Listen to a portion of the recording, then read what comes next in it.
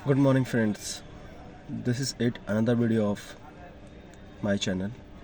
As you know, जैसा कि आप जानते हैं कि ये चैनल जो है अधिकतर मैंने अवेयरनेस के लिए बनाया है और मेरा ज़्यादा से ज़्यादा थिंकिंग यही रहता है कि इससे ज़्यादा अवेयरनेस फैले। एक और इंसिडेंट हुआ है मेरे साथ। ये काफ़ी पुरानी बात है, 3 साल पहले पुरानी बात है, और बट मुझे लगा कि मुझे इस बात को भी शेयर करना चाहिए अपने चैनल पर, तो मैं करने जा रहा हूँ।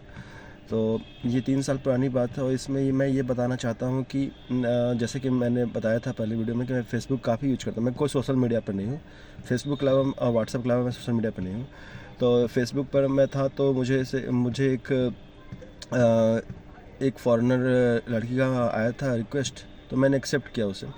तो रिक्वेस्ट एक्सेप्ट किया तो हमारी फिर कुछ दिन बात हुई और उससे वो फिर मैं पता चला कि बात करते करते उसने बताया कि देखिए मैं कोई लड़की नहीं हूँ, मैं एक जेंट्स हूँ और मैं एक आर्मी पर्सन हूँ।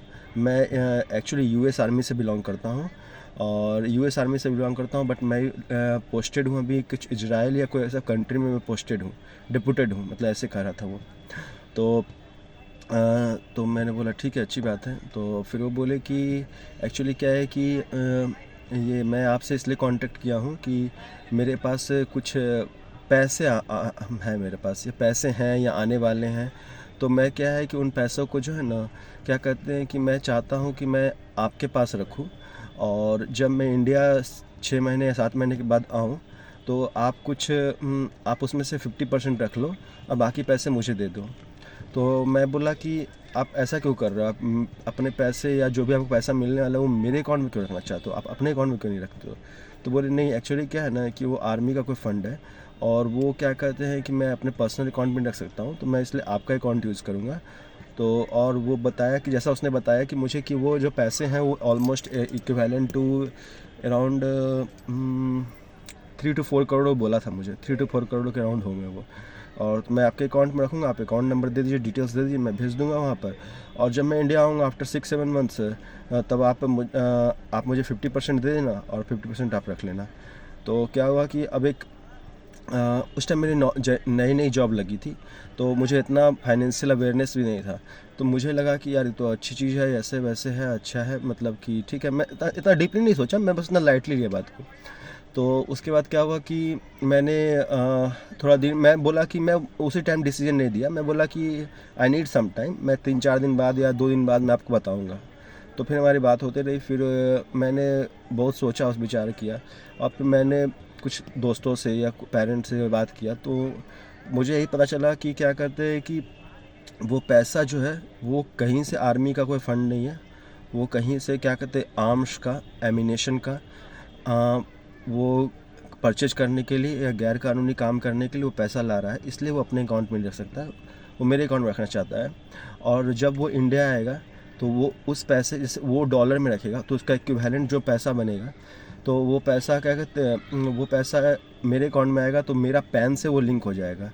तो मेरा पैन से लिंक हो गया, जब वो क्या कहते हैं फ़ंड, जैसे ही आप कोई भी फ़ंड यूएस से या कहीं भी अदर कंट्री से आता है तो उसमें बहुत सारे रूल्स एंड रेगुलेशन होते हैं।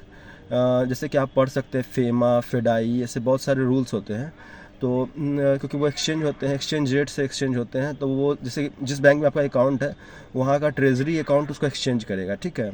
तो आपका सिंपल से आप पता चल जाओगे कि क्या कहते हैं कि आप जिस बैंक में अकाउंट, आप पता चल जाओगे, क्योंकि पैसे में तो सब डील करते हैं इंडियन रुपीज़ में, लेकिन फॉरेन रुपीज़ में कितने आपके, जैसे एक पर्टिकुलर बैंक में उसमें कितने होंगे, जैसे कोई भी एक मोटा मोटी कोई XYZ बैंक पकड़ लीजिए, उसमें कितने स्टाफ से होंगे, कितने कस्टमर होंगे जो कि मतलब कि जो कोई यूएस मतलब फ़ॉरेन का ट्रांजैक्शन करते होंगे। मान लीजिए कि एक बैंक है, उसका 1 लाख कस्टमर है, तो उसमें से कितने होंगे, 10, 15, 20, उससे ज़्यादा तो नहीं। तो आप आराम से आइडेंटिफाई हो जाओगे, ठीक है। और उसके बाद वो पैसे लेकर के वो अपने आर्म्स या कोई चीज़ परचेज करने के लिए, गैर कानूनी काम करने के लिए इंडिया में वो अगर यूज़ करता है, यूज़ करेगा ही, कहीं यूज़ करेगा तो वो आपका नाम आएगा, क्योंकि वो तो आप उसको हाथ में दे दिया, आपने बैंक से पैसा निकाला, उसको हाथ में दे दिया, वो चला गया, वो काम ख़त्म हो गया, उसका काम ख़त्म हो गया। अब आप समझिए आप क्या करना चाहते हैं, ठीक है। तो आपका पैसा क्या कहते हैं गैर कानूनी काम में यूज़ होगा।